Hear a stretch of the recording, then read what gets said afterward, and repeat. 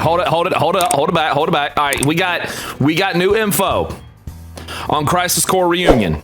Thank God. By the way, you should totally go play Final Fantasy 14. You can play it for free right now. PC, Mac, PS4, and PS5 up to level 60, including the award-winning Heaven's Word. All the jobs, except for Shadowbringers ones and whatnot. I think. I don't know. But either way, you get Where Am I Born and Heaven's Word for free. Just saying. Anyway. Alright. So we got details here. We got some details on FF7 Crisis Core Reunion. I guess, alright, let's see what we got. Zack appears more often in 7 Remake than he does in the original Final Fantasy 7. Yeah, he does. We moved forward with the planning and development of Crisis Core FF7 Reunion with the desire to better understand the character known as Zack. It is not something we planned when the 7 Remake project began. Crisis Core 7 Reunion has been improved to the point that there is no part from the original game we left untouched. That means they completely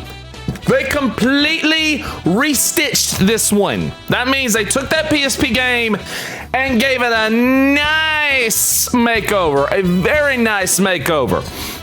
To put it as simply as possible, all the assets have been replaced. That means they rebuilt Crisis Core from the ground up. This is not a port.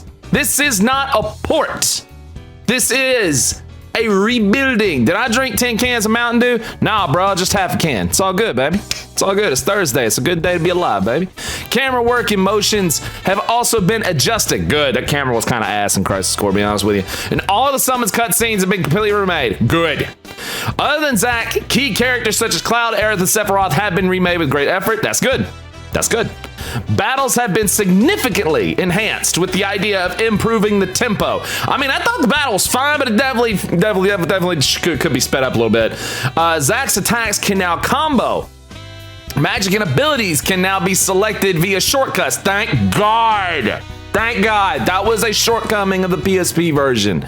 Good. I'm glad we could set shit, because knowing me and my ass and how we're gonna and how I'm probably gonna get my ass beat anyway. I need Kiraga on a shortcut real bad.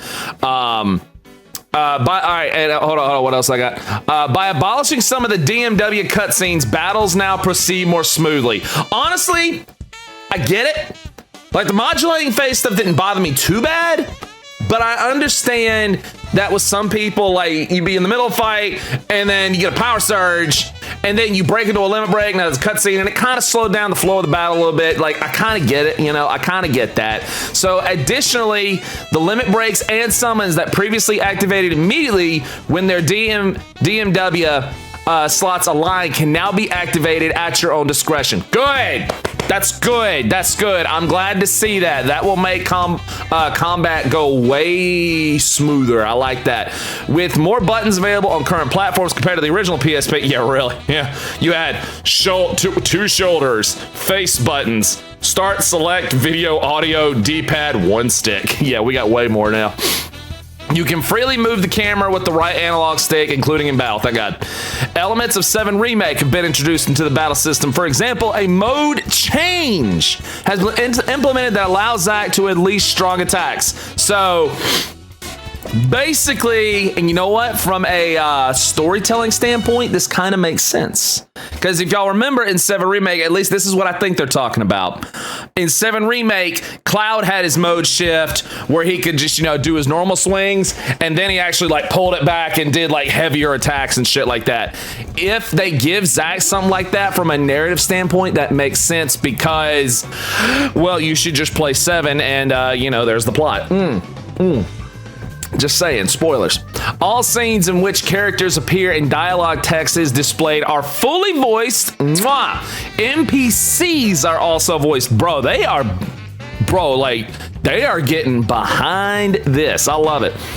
While not true for all major characters, some character voices have been newly recorded. Genesis, who is voiced by Gact, It is what it is. Was already voiced when the PSP version released. We made some small adjustments, such as the positioning of treasure chests and so on, to improve playability. And since this is ultimately a remaster, there are no new missions or anything like that. That's fine. It doesn't need new content, honestly. Like, I'm not one of those that's like, anytime I do remasters, remakes, stuff like that, I am not one that's like, you gotta add all new stuff just cause. And I'm like, nah, sometimes a nice rebuilding of things, you know, for me, I mean, I'll use an example. Hold on, I'll use a good example right here. Like, this is a good example right here, Demon Souls. You know, there were only a couple of things, and it was like little things like some items that got added. But overall, like, 99% of what you saw in the PS5 variation of Demon Souls was pretty much tit for tat what you saw in PS3 Demon Souls, from weapons, armors, stuff like that. Like I said, there was a couple of little bitty things, like there were a few armor things that were thrown there that weren't on the original. There was a few little items and whatnot, but bosses, dungeons, stuff like that, everything that was rebuilt from the ground up. But as far as an experience is concerned, I mean, it pretty much was Demon Souls. Like that, and that's what we wanted, was just Demon Souls, and that seems to be what they're going for right here. It ain't like, you know, it ain't like this where they, you know, where it's a 16-bit on GBA and then they throw in whole new dungeons at the end. I mean, sometimes that can be nice, but I don't think it's always necessary, you know? I mean, Crisis Core is big enough of a game as it is, you know? I mean, it really is. Like, especially if you've played Crisis Core before, then you already know this. Crisis Core is already big enough of a game. I mean, it really is. Crisis Core is big. A hard mode has been added. That'll be fun. This was also included in the Western release of the original Crisis Core, where you can select as your difficulty level from the beginning. Good.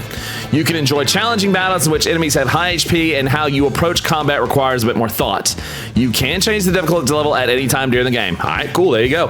The story is a faithful reproduction of the original game, and no new story has been added as a result of 7 Remake. The 7 Remake project was created in a way so that the mystery behind the story can be understood by playing through to the end, and was not made with the intention of changing the past. I said this from the get-go. Thus, the story of Crisis Core FF7 Reunion has not been revised in the sense that history has changed. I said this from the get-go. I said it. All these people that got mad about how they changed FF7 story.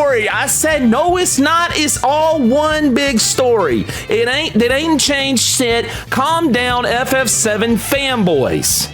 I said this from the get-go. I even said FF7 Remake was a Back to the Future. I said this. Man. And I'm so glad that they are adhering to that, because everything that happened in Remake, you know, how that is after Crisis Core. So Crisis Core doesn't need to change. So it makes perfect sense, you know? Well, my concern with Crisis Core is for newcomers because it spoils a major plot point regarding one of the main characters in 7. Well, I mean, that's the point. I mean, it'd be the same thing, you know, with when Crisis Core got released on PSP. So, no, I mean, because the 7 games are made to where you can practically play them in any order at this point. Because, I mean, we played the original 7 way before Crisis Core came out. And tons of people have played 7 Remake and have never touched Crisis Core because Crisis Core was stuck on the PSP. Some people played Dirge of Cerberus and had never touched, you know, Crisis Core before. So for a lot of people, this will be their first time touching Crisis Core because they did not have a PSP. So I don't think it spoils anything. If anything, I think it's gonna help people get more into the original 7 Remake, and leading up into, you know, Rebirth, maybe Dirge at some point, or, you know, Ever Crisis, First Soldier, whatever they decide to do. So no, I don't think it spoils nothing. If anything, I think it actually makes kind of sense of why Zack is important, because that was the point, was expressing Zack's importance. We made visual adjustments to match 7 Remake, such as the design of the Buster Sword and the appearance of the humans. Good. Very, very, very, very good. Very good. You know, Remake has many meanings for 7 as in it's remaking the future. Exactly. They were never remaking the original 7. Never. Now, we do have some stuff on Rebirth here. It says, regarding why it's called Rebirth rather than Remake 2, both Remake and Rebirth have a similar meaning of being newly reborn. I'm gonna zoom in a little bit here. Also, we called it Remake 2. If we called it Remake 2, it might give the impression there will be a 4, 5, 3, 4, 5, and so on, as well as that 2 only exists because of 1. There we go. Sorry. This also means that 7 Rebirth can be sufficiently enjoyed on its own. Good. The reason for the delay in announcing 7 Rebirth was because we were not sure whether it would be a 2-part work or a trilogy. Oh, shit, you know? Usually, let's see, what is that? To be fair, a lot of newcomers are playing 7 Remake and don't even know the original story and relevance. That's true. In fact, Blue, hello 14, Blue Shades, in my guild, FC, I don't believe she ever played the original 7, so 7 Remake is like the first time she's ever kind of touched this story before. So that's kind of the cool thing about the 7 series now, is you can kind of touch it from any point at this point. Although I will say, if you touch Dirge, you might be a little lost. But, you know, whatever. I like Dirge. I don't give a shit. Usually when it comes to FF series, only the core members are retained after the completion of the game, while most of the other staff move over to other teams. However, since Final Fantasy Remake Project was decided to be released in multiple parts from the start, the same team was able to start work on the sequel while maintaining their teamwork, know-how, and momentum, so development has been extremely fast. Thank God. I'm so glad they did that. However, due to the large amount of resources required, there's no time for rest, and things are always moving at full speed. The fundamental parts are complete, and we're currently in the mass production stage. Development is going well. Good. I mean, it's an industry where crunch exists. I'm not a big fan of it myself, but I mean, I don't really know what to say about that. You know, I do think they should chill out when it comes to their employees' well-being and whatnot, but at the same time, it's like, I get it to a degree. They do have deadlines to meet and shit like that. So it's a complicated, you know, mess of a system and whatnot. So who knows? We've already begun work on areas such as the plot and scenario for the 3rd title. Nice. Just as we created Midgar so that fans of the original 7 can appreciate it, we also take care to develop Rebirth as to not ruin the image that fans have of the original. For that reason, the volume is quite massive. We hear the concerns of fans asking, can the story really be told in a trilogy? And will it be trimmed down? Or will it be a trimmed down or digest version? But it will not be a digest. As for whether the game will be open world or not, that will be announced with the next information release. That will be interesting to see if they can pull that off. You know, I think a little crunch is okay when it comes to the expense of the devs' health and justice. No, I completely agree. Yeah, a little crunch is fine because you got deadlines to meet. But the expense of a dev team member's health, no, absolutely not. The scene in which Cloud and Sephiroth are walking together in the trailer is a flashback. A lot of people said that was a flashback. So, well, there you go. Now we got confirmation. And 7 fans, I think you know what flashback they're talking about.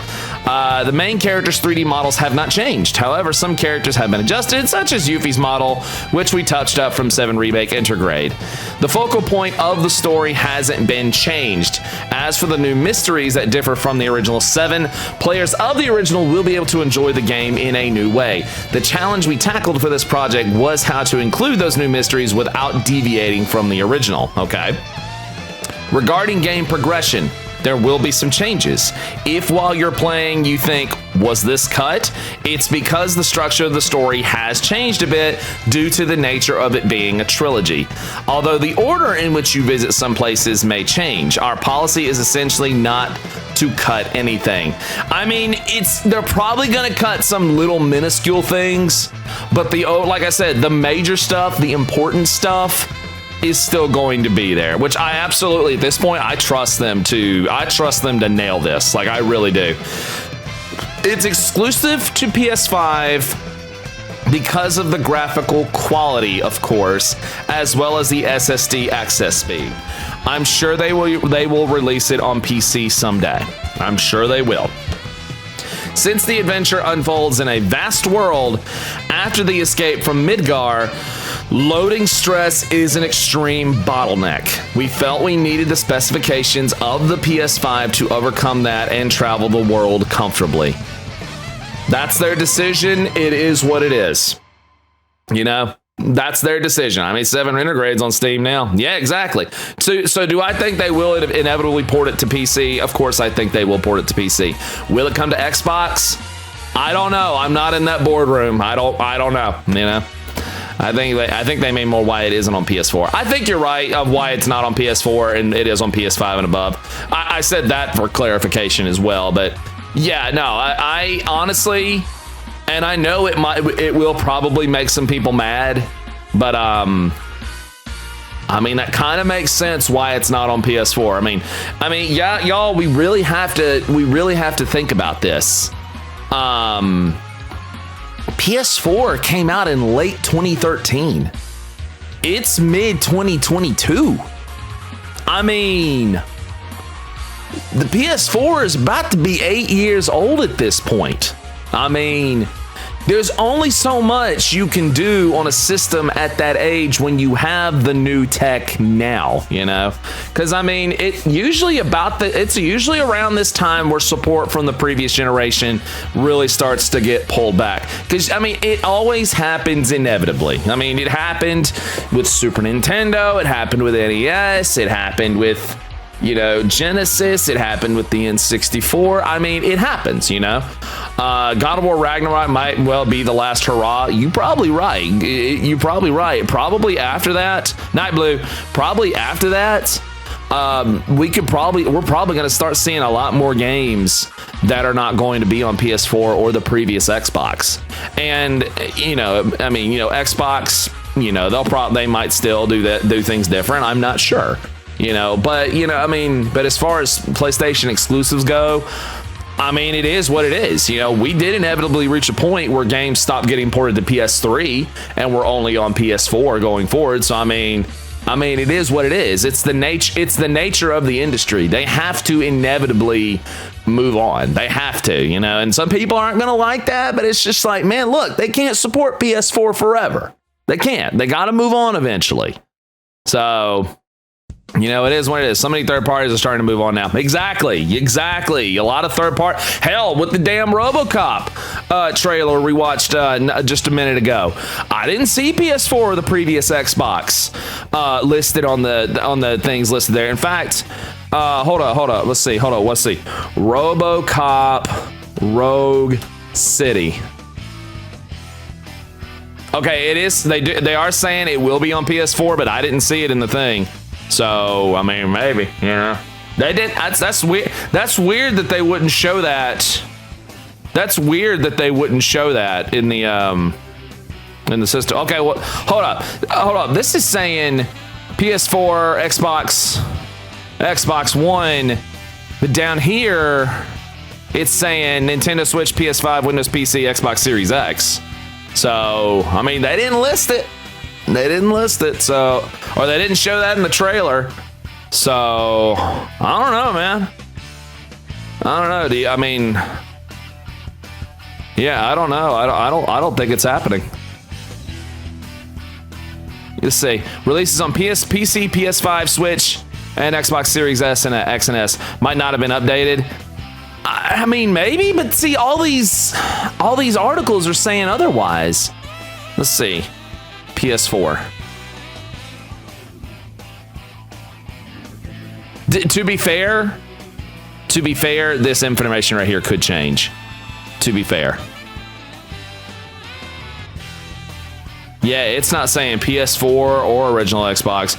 Interesting enough, it has not. This was 3 hours ago. It has not been announced for PS4 or Xbox was, but it was for the Switch. So, okay, so officially, it doesn't look like it has been announced. You know what? Let's check the website. Let's just check the website because you know they got one, or at least I think they do.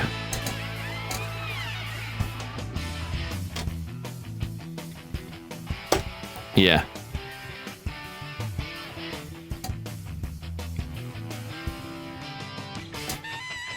Let's see. Developer Teon. Yeah. There it is. Yeah. So yeah, the new RoboCop. The developer's website, Teon, is not listing it for PS4 and Xbox One. They are only listing it for PS5, Series X and S, and PC. And then, of course, as we saw in the trailer, Nintendo Switch. So, yeah, they got to move on eventually. Still, though, that is some kick-ass news to hear about Crisis Core and 7 Rebirth. That's some good news to hear right there. Definitely.